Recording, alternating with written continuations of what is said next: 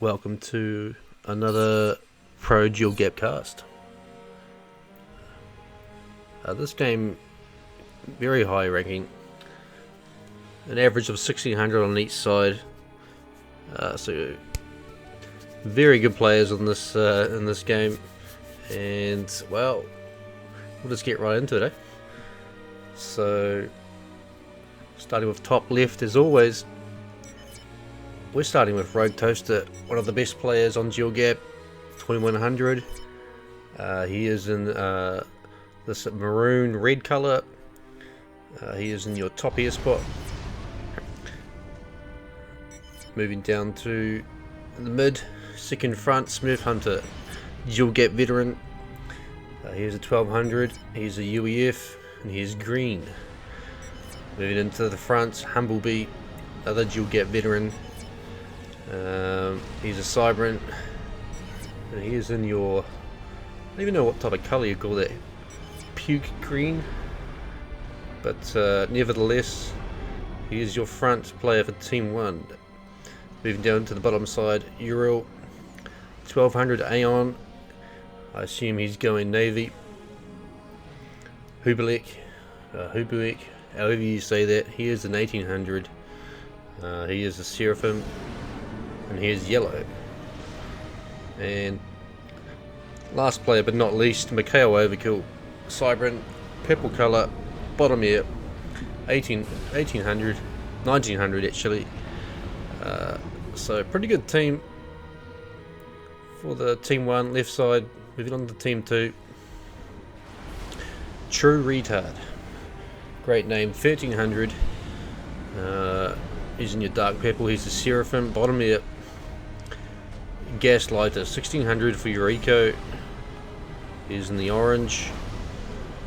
We have Sid. I don't know if you call it Little Sid or Little. However you say it, this guy's a pretty good player. I don't know if he plays that much Dual Gap, but nevertheless, he is in the Navy spot. He actually might be in the eco. We'll have to wait and see. But he is an 1800. Sanakin, another Dual Gap veteran, 1200. Yeah. Well, Furious Penguin is already out in front. He's 1500. I don't know too much about this guy. I haven't seen him a lot. But here's your second front. And then we have the last but not least, Suzuki, who is a, well, of course he's a Dual Gap veteran, one of the best players in Dual Gap, 2200, and a very good player to have on your team.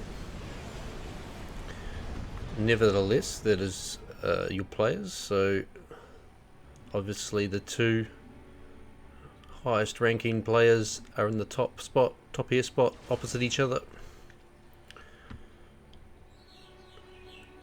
But if we look down at the bottom air position, we see a bit of disparity, as we have Mikhail Overkill, who is a 1900, versus True Retard, who is 1300. So I don't know if it's optimal mirrored balance. I don't think it is. So Team 1 have the advantage in air.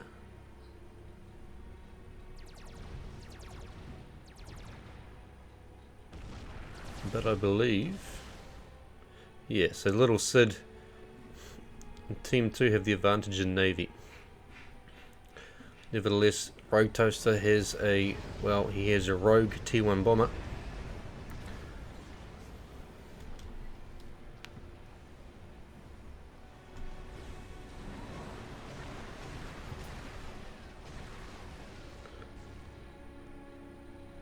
And his idea is to, well, harass Suzuki, which is probably a good idea,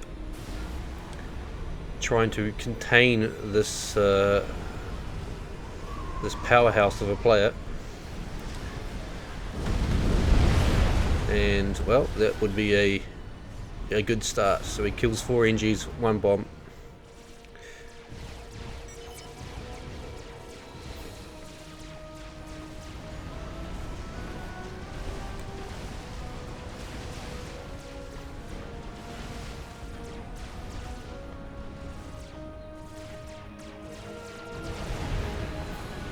Bomber goes down.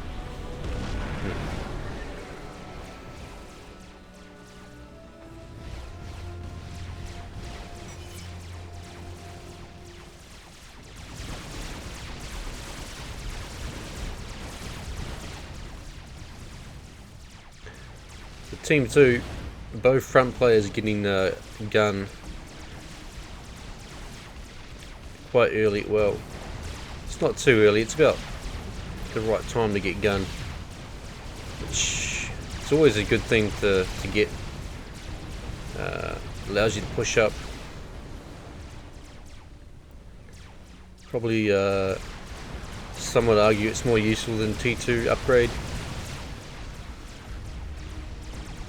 It's debatable on this map. I think most maps gun would be better. On dual gap, you could argue that T2 may be better.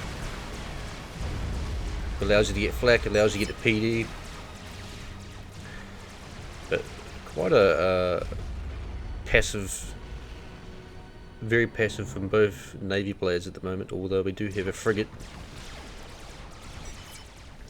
It's always good to get frigates out early so we can you can harass this eco player, maybe kill some of his T2 mixers, or even harass this player here, kill some of their mixers, T1 mixers. You can see that this mass deposit hasn't been taken. That's just a simple mistake.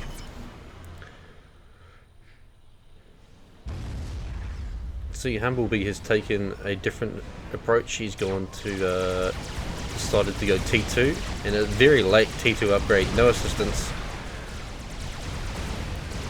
I think he's going to be in for a rude awakening. No assistance and very late.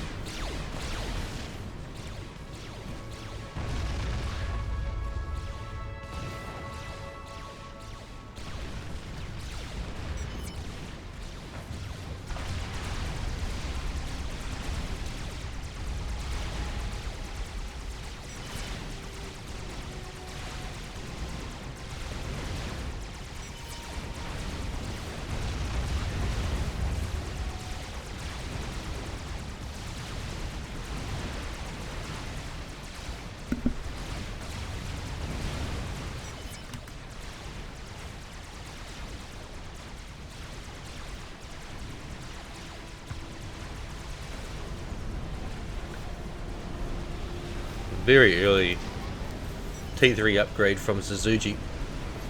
Even before 8 minutes, that's exceptionally fast. So I assume he wants to go for a strat bomber. I haven't seen this game, so I don't know, but oh, and well, that's why you don't T2 upgrade with no assistance, no scouting.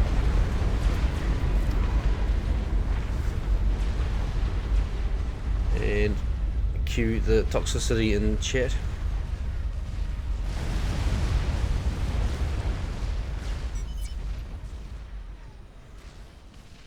Anyway, Rogue Toaster diverts his you can see it's almost perfect timing for Rogue. He diverts his engineers.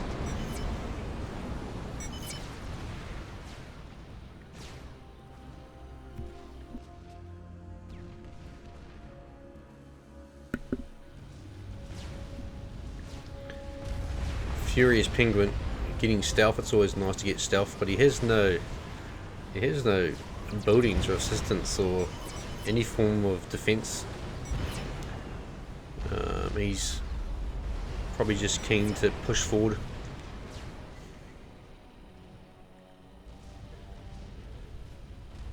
So Team 1 left side have, well, they've lost their 1400, and that's not always, losing a 1400 that early is not always that bad. especially if they're at the front. Can actually be useful sometimes. You can see now that the mass has been passed on to the highest ranking player.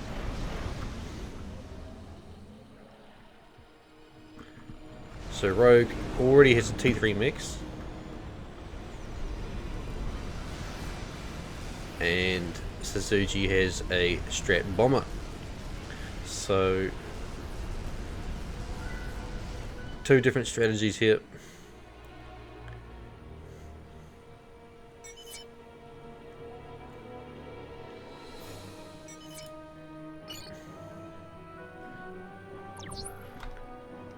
You can see Rogue is scouting the top airways for that bomber. He assumes Suzuki will be up to something. There we go.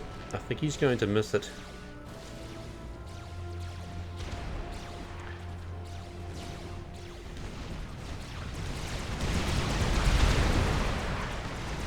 Go straight for the I don't know why Smurf Hunter has stayed here after his teammate died. It seems highly strange.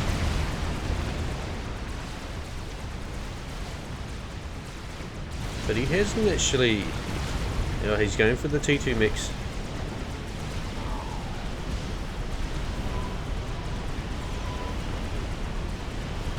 Micros.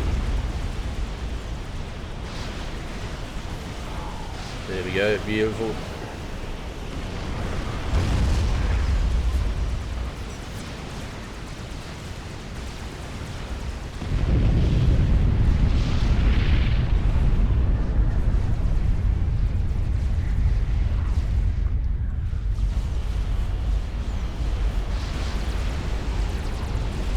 I think that was maybe just a little miss micro there.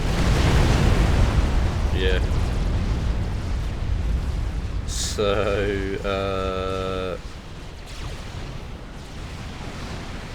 I think the bomber's about to go down. Maybe not. Oh, wow.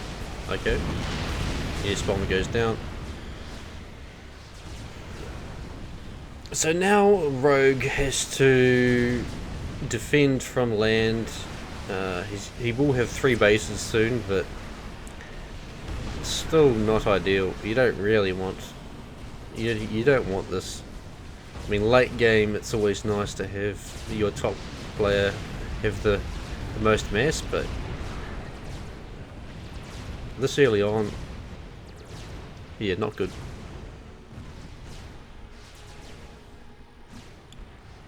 We have an opposite from Team 1.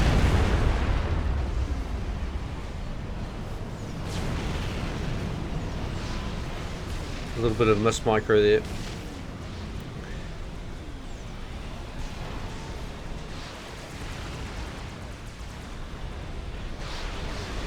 Yeah, it's a bit of a waste. Oh, he does kill. Yeah, I would say it's probably a slightly waste of a strat. You can see Suzuki just dominates air.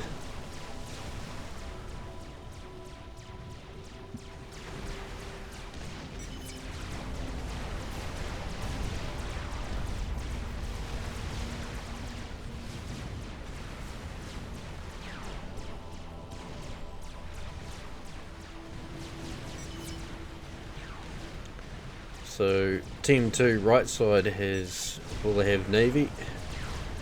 They obviously have mid, and they've killed 2 players.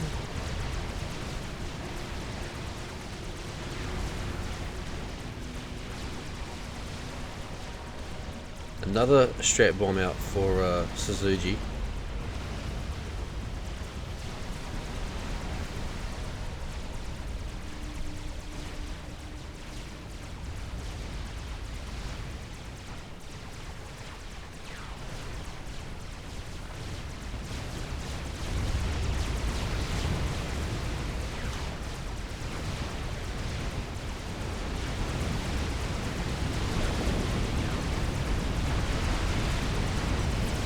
Yeah, he spots the shield.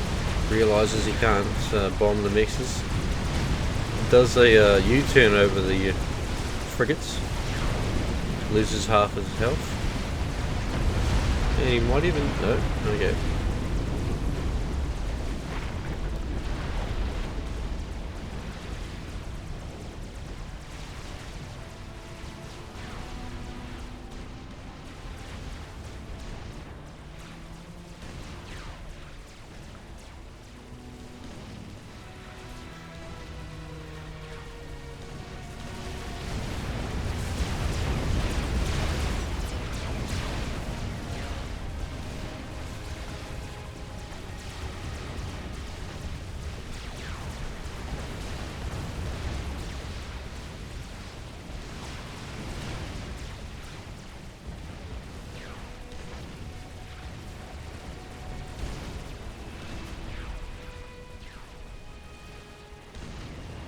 A little bit of a bomber micro going on up here.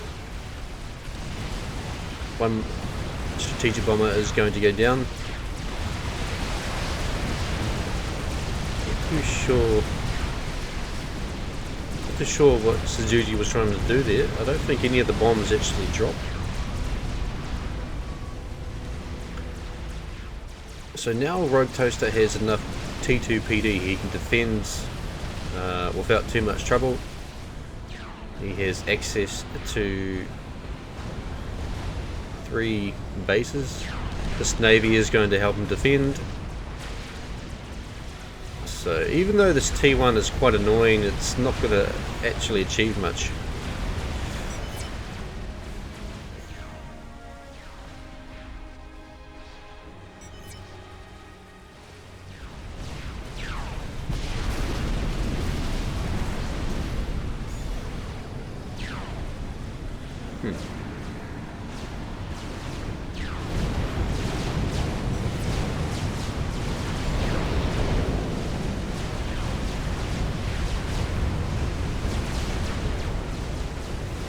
I don't know if 1, 2, 3, 1, 2. I have a feeling this green navy will probably die. You don't really want to be dropping mass this close to your opponent.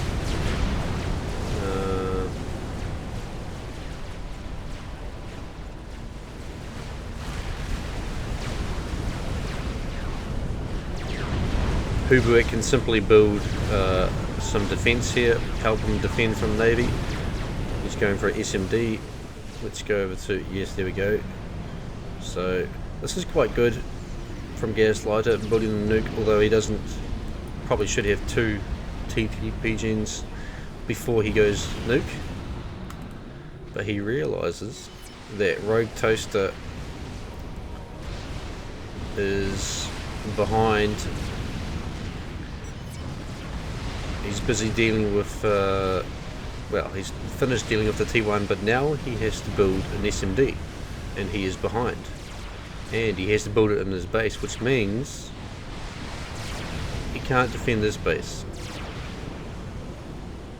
with the SMD. So that's if Gaslighter chooses to go for Rogue Toaster. He may choose to go for bottom.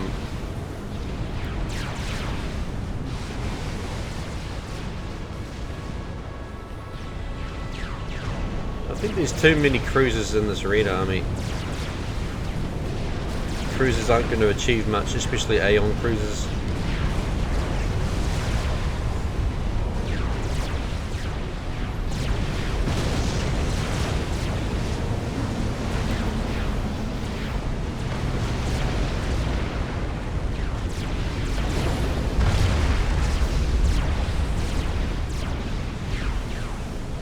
So this is actually, I'm kind of eating my words here, this is quite good from Little Sid, because he's delaying the loading of this SMD. Hubuik had to build these T2 artilleries to help defend, and in doing so he has actually delayed this SMD. I don't think it's going to matter too much. Oh Jesus, what happened there? Was that another Okay, that was another strat. It killed basically all the advanced hives.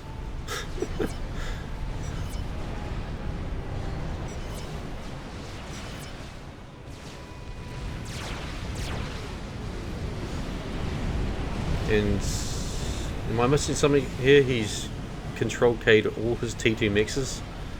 Well, half of it. Not too sure why you would do that. It's extremely inefficient. You control K them, or you kill them just before you reclaim them.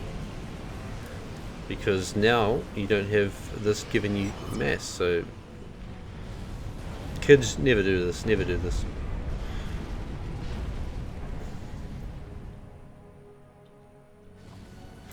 But we can see now that the fighting has settled down. Rogue Toaster, well, he has 3 bases.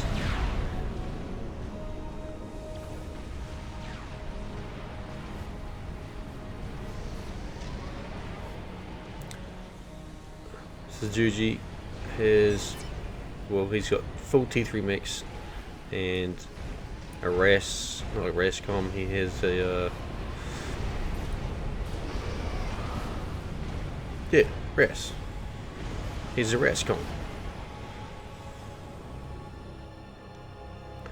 You can see Sid has all the T2 mid-mix. Although he doesn't actually have T3 mix in his main base. He doesn't have full T3 mix in his main base. This is going to be difficult to stop. Although he has only 1 cruiser. Feel like Hubuek has to somehow build more than just this T2 artillery to help defend this.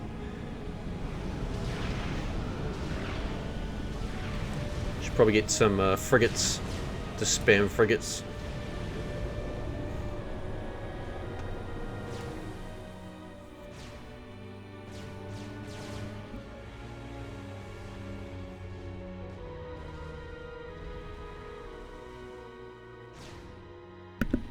We'll just speed up the game here because things have slowed down a little bit.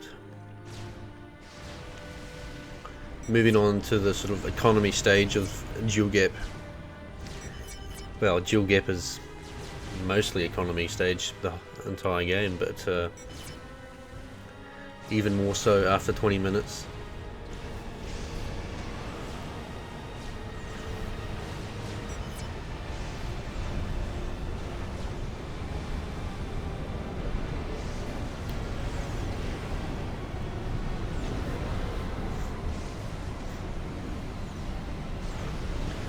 Nuke is almost loaded for Gaslighter. And you can see Rogue has his SMD, but he doesn't have an SMD covering the bottom.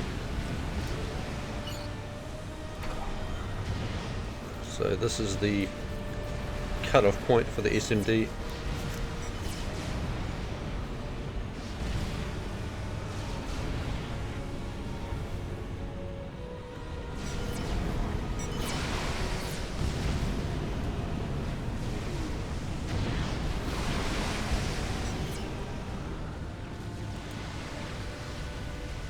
You can see little Sid is, well, he's just spamming. This is actually a very good idea to spam these frigates because they're extremely hard to defend. Although, in saying that, he's already won Navy, and pushing all these frigates into this little gap here is pretty inefficient. So the frigates are good for winning Navy, but pushing into this gap here is kind of counterintuitive. Unintuitive.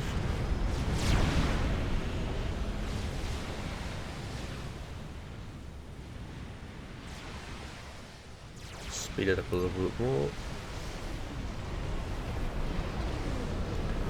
So Gaslighter chooses to hold on to his nuke.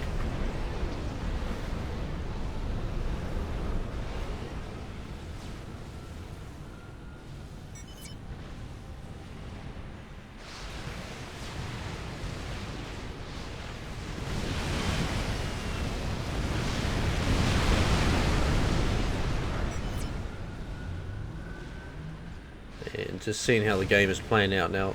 The fact that Rogue Toaster has 3 bases pretty much assures that there will be a game ender at some time soon, especially with all these hives.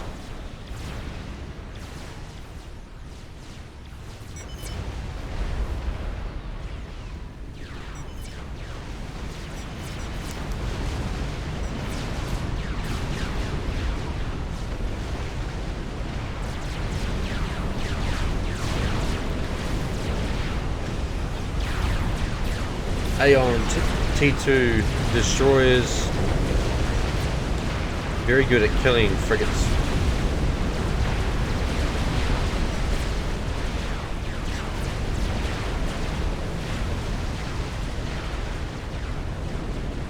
Could be wrong, but I don't think that this frigate spam is going to achieve too much.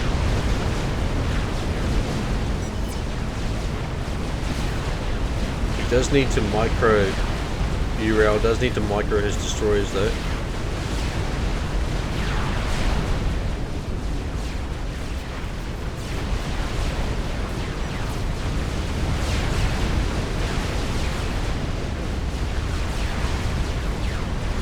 Getting pissed up, and this is gonna, well,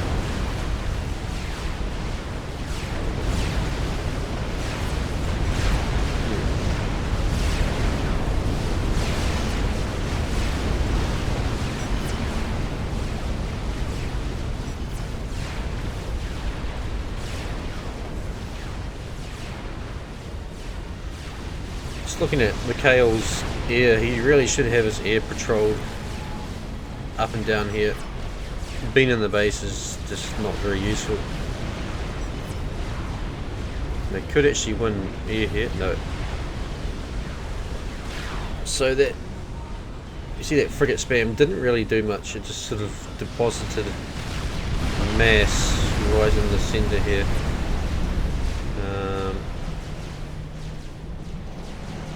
As I said, frigate's good for winning navy, bad for pushing into this gap.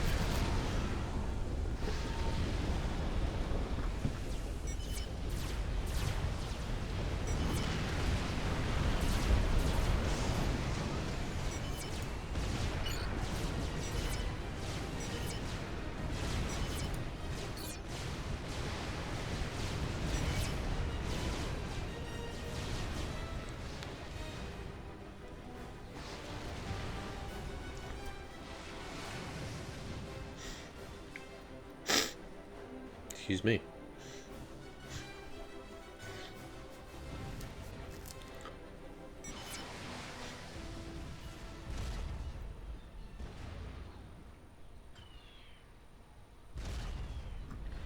So we have mini Corsairs here, and that's T3 artillery. Gaslighter.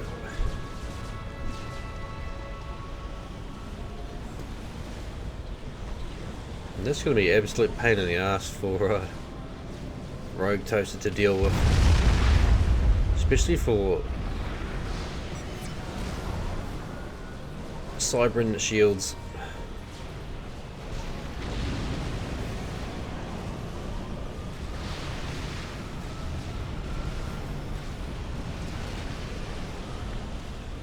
Ugh.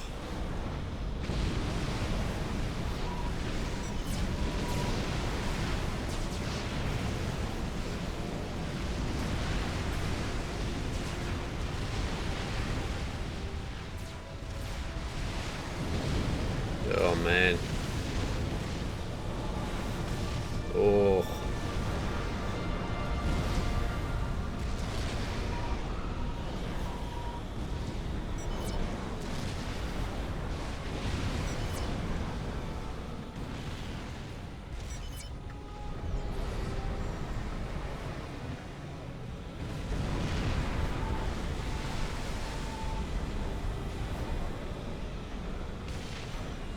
Rogue Toaster needs some, well, he needs shields that aren't Cybran, that's what he needs.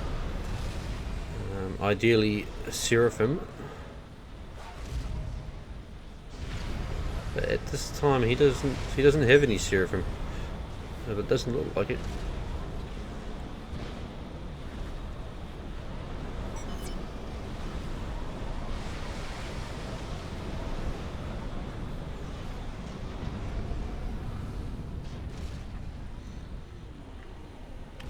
So it looks like Gaslighter has changed his targets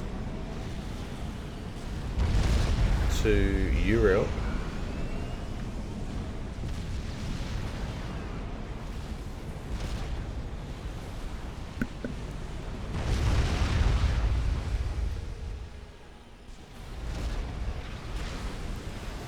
Speed up a little bit more here.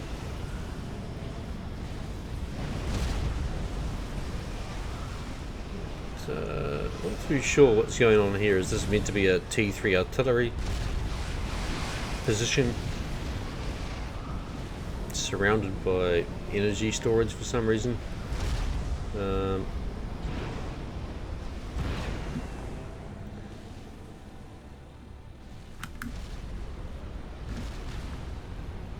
you can see, Sid is still building these frigates, and that's probably not really the best idea because, well, he's building T3, well, he's building the battle cruisers. Probably not the most efficient way of building the ships, but you just wonder, is that going to achieve anything? It's extremely difficult to push Navy through here. All your opponent really has to do is build some T2 artillery, some harms, tempests, and that's about it. So not only does Rogue, I was going to say he has T3 artillery on him, but he doesn't. But now he has to defend from this push.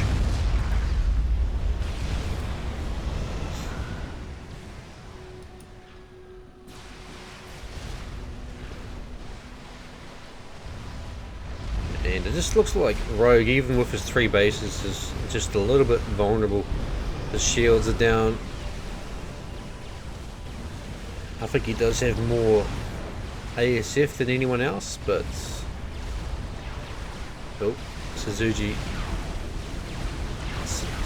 decides. No, he doesn't.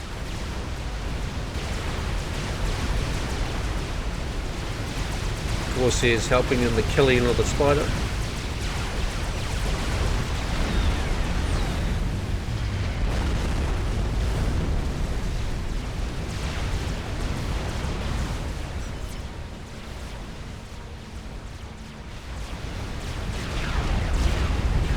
And that's a salvation.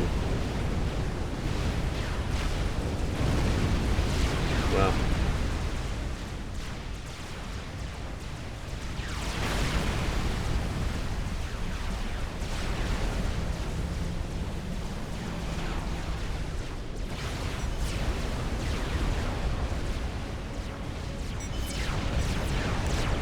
So we have a 1 T3 artillery up for Hubuek, but this is just a strange decision. There's sort of, he's going salvation. Let's see if the enemy sees it. Well, it's there, but they don't spot it.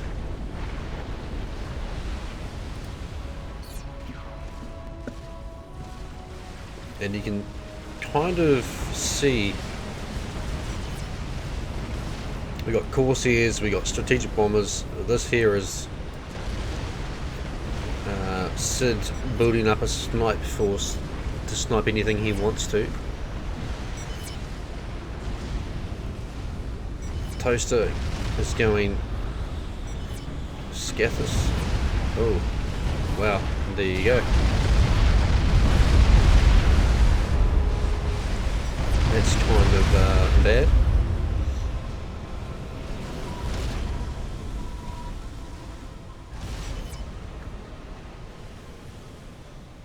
Just see the amount of SAMs here. SAMs all over the place. What this does is it basically cancels out any air snipe attempt, or any attempt to gain air back, having these SAMs spread out across the map. Same down here. So it's not looking good for Team 1 at the moment. Basically it's all on Rogue Toaster, and he's building the Scaffers, which isn't really the best T4 unit.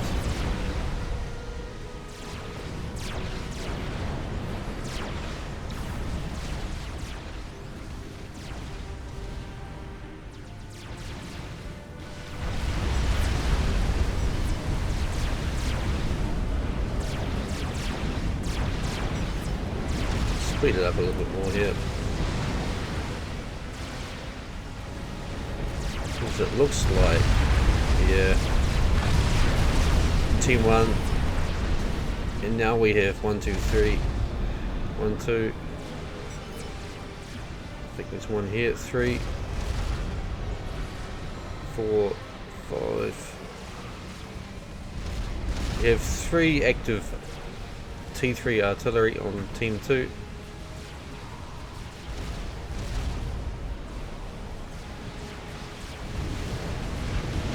We have a snipe attempt.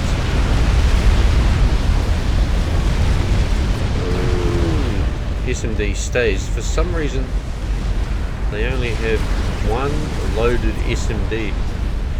So it's not looking good.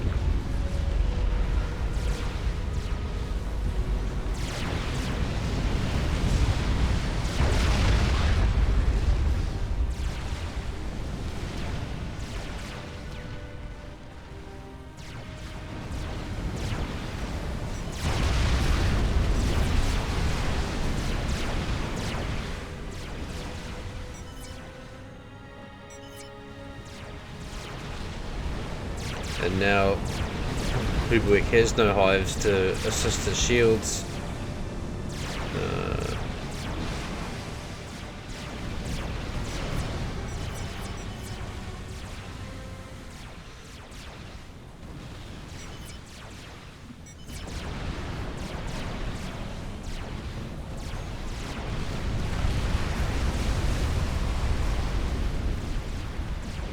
Do they spot the Scaffers?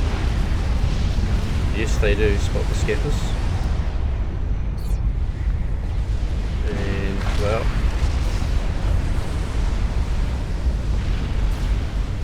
you can see that it actually was, you can see these cruisers down here doing a lot of work.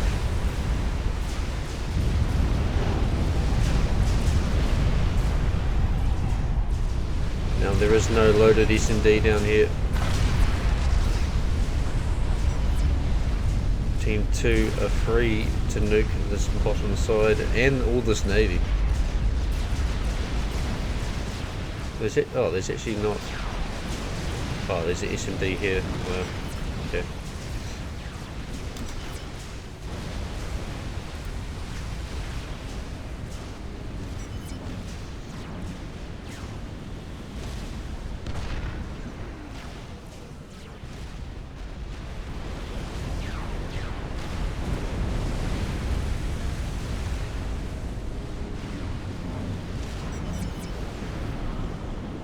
So now we have 1, 2, 3, 4, 5, 6 T3 artillery, and that's pretty much a GG. That is pretty much a GG.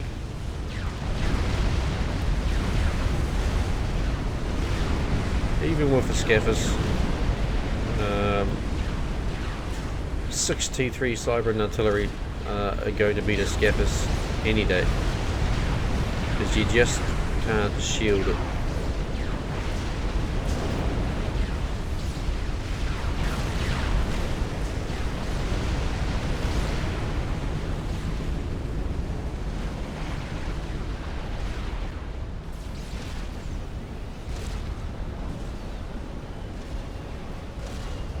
think pretty soon there's going to be 10 T3 artillery up for Team 2.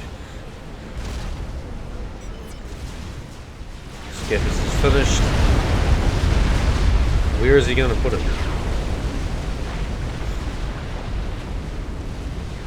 can see these strategic bombers are just, well, they're lined up, ready to snipe. Spider.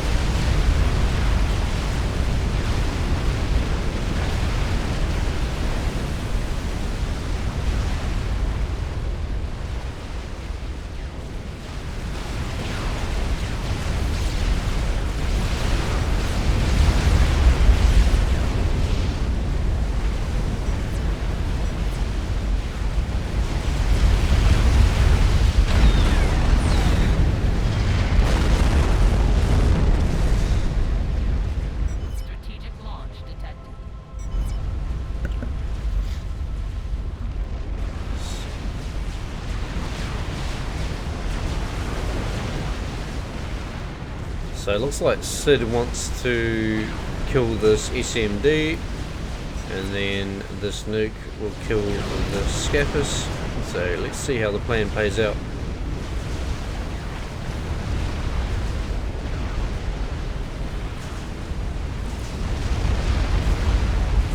I think it's gonna kill it surely. Oh, this is over. It's GG. This is GG.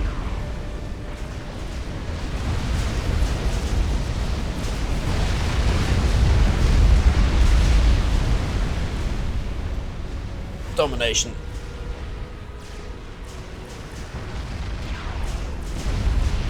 It turned out to be a bit of a one-sided game, even though both teams were, well, at first they seemed pretty balanced, but having two people die at front this early, it's not always the best. Scaffers is up, but the nuke, did the nuke get stopped? Yes, it did. But now the Scaffer says there's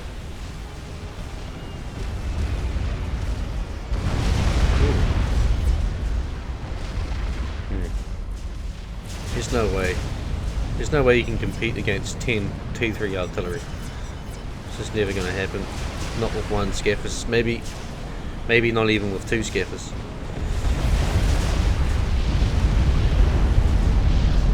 And that is GG, guys. Wasn't a bad game, bit of a one-sided game, but it was a high-ranking game nonetheless.